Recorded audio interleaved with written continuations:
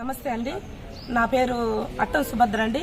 నేను రామచంద్రాపురం ఇప్పగూడెం వెంకటాపురం మండలం రామచంద్రాపురం గ్రామం నుంచి వచ్చామండి.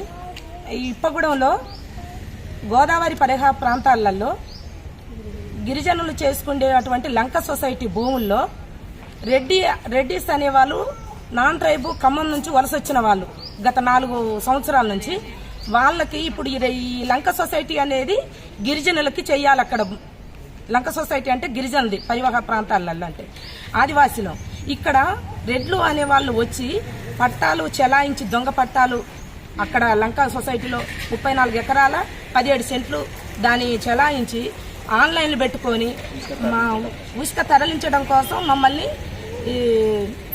భయభ్రాంతులకు గురి చేస్తున్నారు.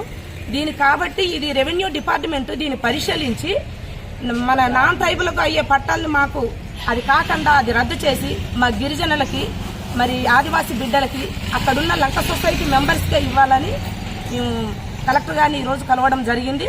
దాని నిమిత్తమే మరి రెవెన్యూ శాఖ వాళ్ళు కూడా దీన్ని పరిశీలించి దీన్ని న్యాయం చేయాలని ఇట్లాంటి పట్టా ల్యాండుల్ని నాన్ ట్రైబుల్ అనే పట్టా ల్యాండుని లంక సొసైటీలో లేకుండా రద్దు చేయాలనేసి మా యొక్క విన్నపం.